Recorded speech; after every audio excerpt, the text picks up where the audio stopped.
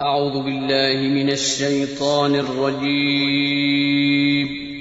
بسم الله الرحمن الرحيم. فسبح بحمد ربك وكن من الساجدين واعبد ربك حتى يأتيك اليقين. السلام علیکم ورحمۃ اللہ وبرکاتہ.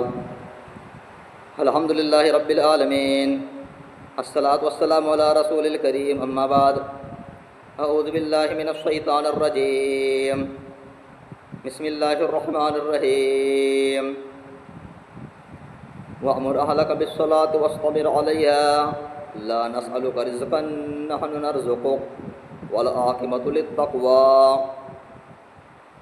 معزز محترم سامعین کرام، میرے پیارے بھائی اور دوستو، آج کے اس درس میں انشاءاللہ جس موضوع سے متعلق چند باتیں آپ حضرات کے سامنے پیش کرنا چاہتا ہوں وہ ہے نماز کب تک پڑھی جائے. ایک سوال ہے کہ نماز کب تک پڑھی جائے، اللہ رب العالمین کی عبادت کب تک کی جائے. کیونکہ آج ہمارے بہت سے مسلمان بھائی ایسے ہیں جو کبھی نماز پڑھتے ہیں، کبھی چھوڑ دیتے ہیں، کبھی پڑھتے ہیں، کبھی چھوڑ دیتے ہیں. کچھ مسلمان بھائی ایسے ہیں جو صرف جمعہ کی نماز پڑھتے ہیں. کچھ مسلمان بھائی ایسے ہیں جو صرف رمضان المبارک میں، رمضان کے مہینے میں نماز پڑھتے ہیں. اسی طرح سے کچھ مسلمان بھائی ایسے بھی ہیں جو عیدین کی نماز پڑھتے ہیں، عید الفطر اور عید الاضحیٰ کی نماز صرف پڑھتے ہیں.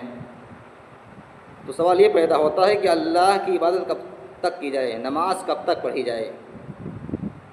تو آئیے معلوم کرتے ہیں کہ اس کے بارے میں اللہ رب العالمین نے کیا فرمایا ہے.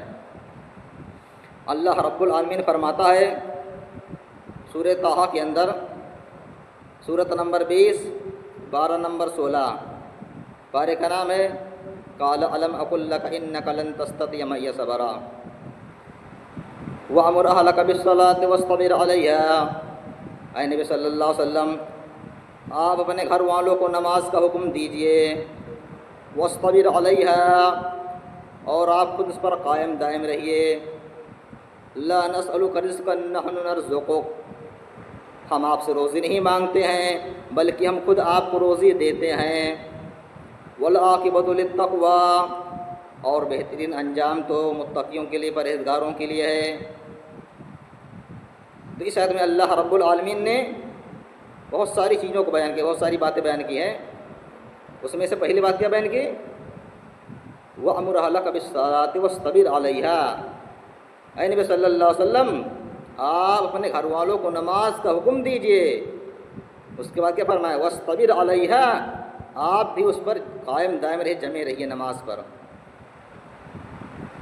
اسی طرح سے دوسری بات اللہ رب العالمین نے بیان کی، لا نسألک رزقا نحن نرزقک، ہم تم سے روزی کا سوال نہیں کرتے ہیں، ہم تم سے روزی نہیں مانگتے ہیں بلکہ ہم خود تم کو روزی دیتے ہیں.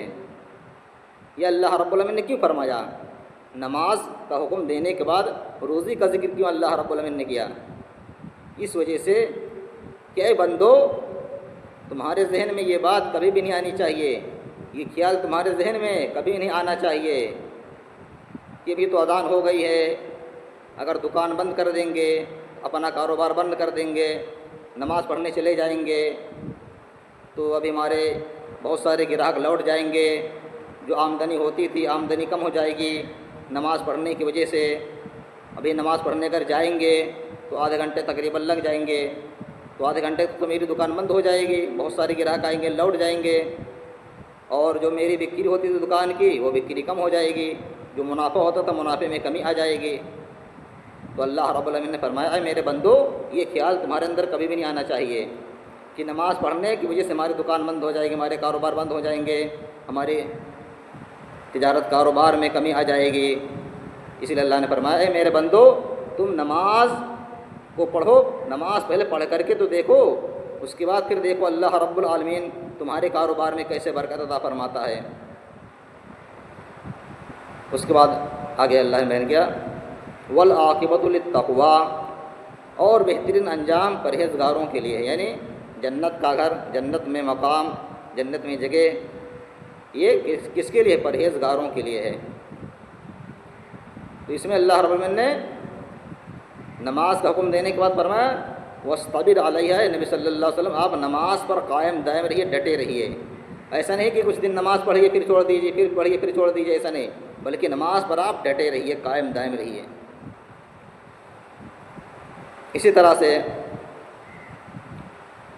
سورہ مریم کے اندر اللہ رب العالمین فرماتا ہے، سورۃ نمبر 19 پارہ نمبر 16، پارے کا نام ہے قال الم اکن لک انک لن تستطیع معی صبرا رب السماوات والارض ما بینہما، وہ اللہ رب العالمین آسمان و زمین کا پروردگار ہے اور اس کے بیچ کی جتنی ساری چیزیں ان تمام چیزوں کا پروردگار ہے۔ فاعبدہ واصطبر لعبادتہ، لہذا تم اسی اللہ رب العالمین ہی کی عبادت کرو اور اس کی عبادت پر ثابت قدم رہو۔ هل تعلم له سمیا، کیا تم اس کا کوئی ہم نام جانتے ہو؟ اس میں اللہ رب العالمین نے ہم اور آپ کو کیا حکم دیا ہے؟ فاعبدہ واصطبر لعبادتہ، تم اس اللہ رب العالمین کی عبادت کرو، اسی کی عبادت کرو اور اس کی عبادت پر تم جمے رہو، ڈٹے رہو۔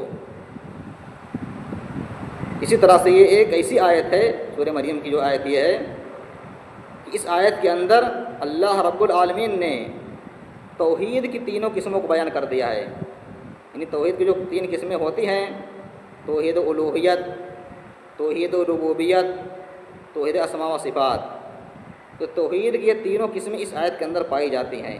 یہ بہت اہم اور جامع آیت ہے۔ بہرحال اسی طرح سے اللہ رب العالمین نے سورہ مریم ہی کے اندر حضرت عیسیٰ علیہ السلام کے تعلق سے فرماتا ہے، ان کے قول کو نقل کرتے ہوئے،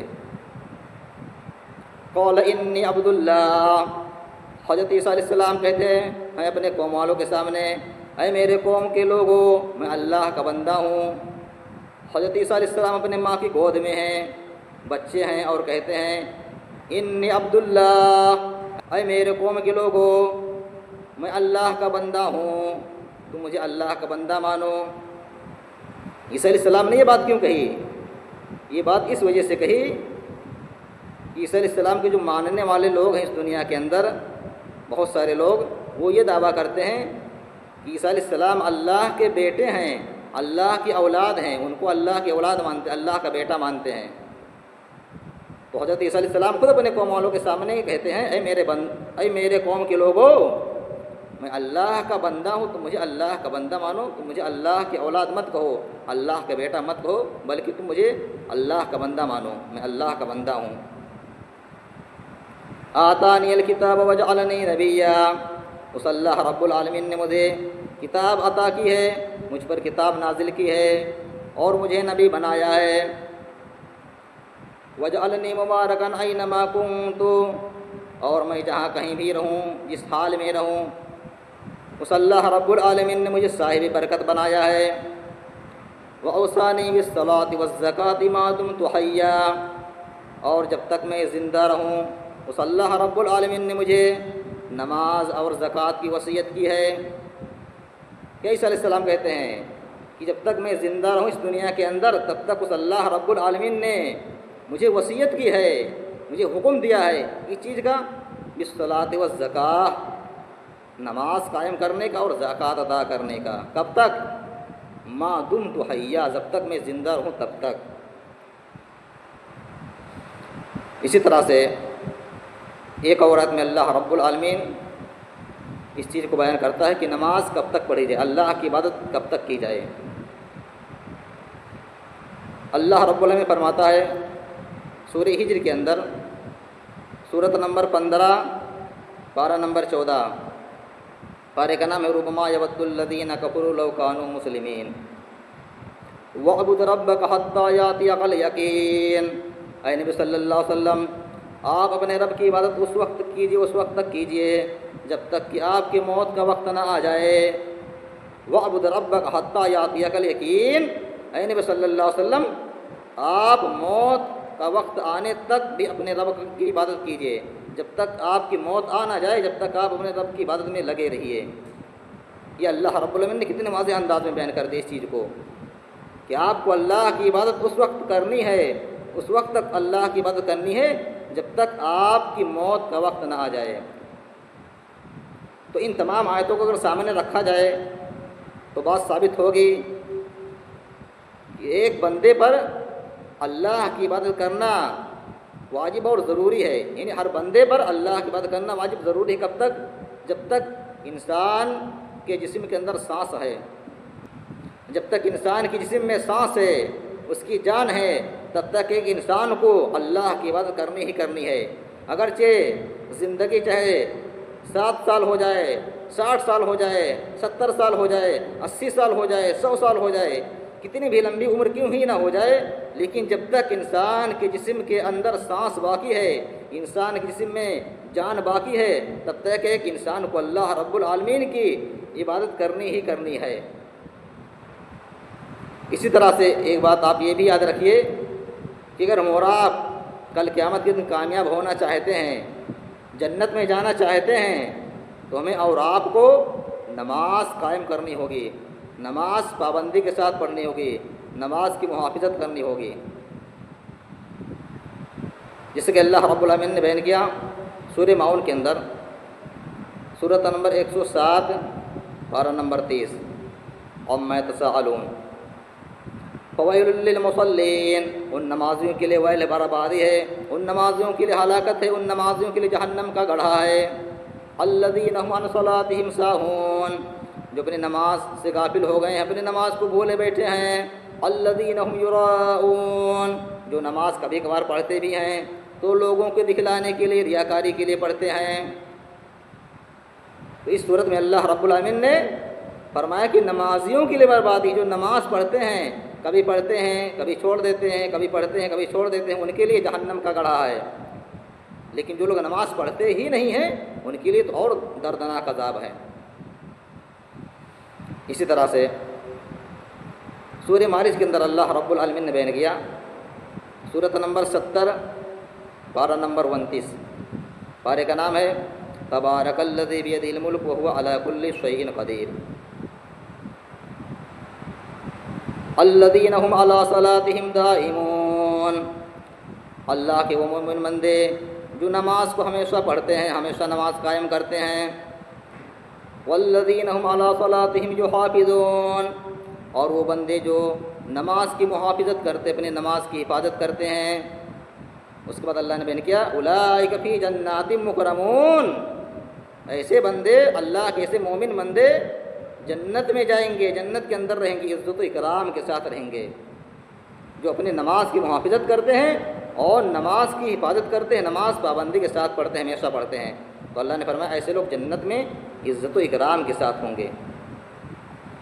اسی طرح سے سورہ مومنون کے اندر بھی اللہ رب العالمین نے بیان کی اسی چیز کو، سورۃ نمبر 23 پارہ نمبر 18، پارے کا نام ہے قد افلح المؤمنون والذین هم علی صلواتہم یحافظون، مومن لوگ تو وہ ہیں جو اپنی نمازوں کی حفاظت کرتے، محافظت کرتے ہیں، اولئک هم الوارثون، ایسے لوگ وارث بننے والے ہیں، ٹھیکیدار بننے والے ہیں۔ کس چیز کے ٹھیکیدار بنیں گے، کس چیز کے وارث بنیں گے؟ الذین یرثون الفردوس، ایسے لوگ جنت الفردوس کے وارث بننے والے، جنت الفردوس کے ٹھیکیدار بننے والے ہیں۔